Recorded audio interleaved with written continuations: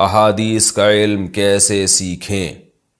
قرآن کی تفسیر پڑھ کر اسے سیکھا جا سکتا ہے، مگر حدیث کس طرح سیکھی جا سکتی ہے؟ نازیہ صاحبہ سعودی عرب سے۔ دیکھیں، حدیث کی دو قسم کی حدیثیں ہمارے پاس ہیں۔ ایک حدیثیں وہ ہیں جن کا تعلق فضائل سے ہے، جیسے ثواب ملے گا یہ کرنے سے، جس میں ماں باپ کی حقوق، ماں باپ کے ساتھ حسن سلوک ہے، اللہ کی ذکر کی فضیلت، تلاوت کی فضیلت، جہاد کی فضیلت، ایمانداری کی فضیلت، جھوٹ بولنے کے نقصانات اور اس پہ کیا عذاب ہوگا، یہ ساری اخلاقیات اس میں سکھائی گئی ہیں۔ دوسرا حدیث کا ٹاپک یہ ہے مسائل سکھانا، نماز کے مسائل ہیں، روزے کے مسائل ہیں، تو ان میں کچھ مسائل اجماعی ہوتے ہیں، حدیث میں بالکل کلیئر ہوتے ہیں، اس میں دو رائے نہیں ہوتی، سب کا اتفاق ہوتا ہے، وہ بھی کہیں سے بھی پڑھے جا سکتے ہیں۔ کچھ مسائل ایسے ہوتے ہیں اختلافی، اس میں حدیثیں دونوں طرف ہوتی ہیں، تو اس میں پراپر مدرسے میں جب تک علم حاصل نہ ہو تو ان حدیثوں کی تفسیر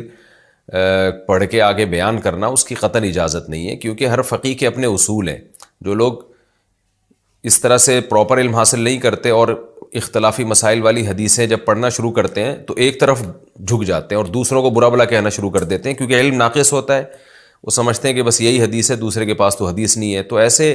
فرقواریت بڑھتی ہے اور گمراہی پھیلتی ہے اس سے۔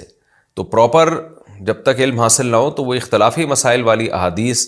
وہ بجائے فائدے کے آپ کو نقصان پہنچا سکتی ہیں،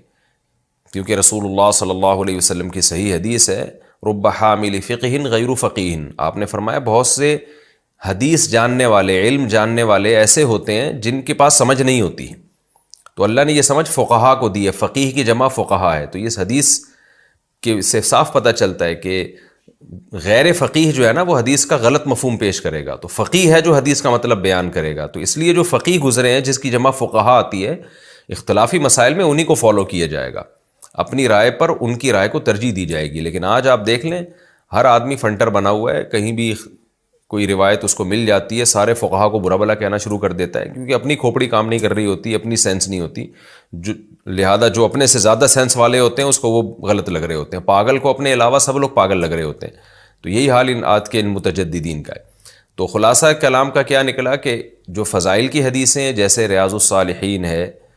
یہ تو پڑھنی چاہیے کتابیں، ہر ایک کو پڑھنی چاہیے، ان کے ترجمے بھی مل رہے ہیں، یا آپ اپنے گھر رکھ لیں، بہت زبردست کتاب ہے ریاض الصالحین، بہت دنیا میں پڑھی جاتی ہے، علامہ نووی شافعی رحمہ اللہ تعالیٰ کی زبردست تالیف ہے۔ یا اس کے علاوہ اور بھی کوئی حدیث کی فضائل پر مشتمل کتاب ہو، جیسے علامہ ذہبی رحمہ اللہ تعالیٰ کی کتاب الکبائر کے نام سے، اس میں صرف کبیرہ گناہوں سے متعلق حدیثوں کو جمع کیا، اس طرح کی بہت ساری احادیث کی کتابیں مل جاتی ہیں۔ تو میری نظر میں ریاض الصالحین ان میں سب سے بہتر ہے، کیونکہ بہت جامع اور بہت مستند روایات ہیں اس میں، تو وہ پڑھ لیا کریں آپ،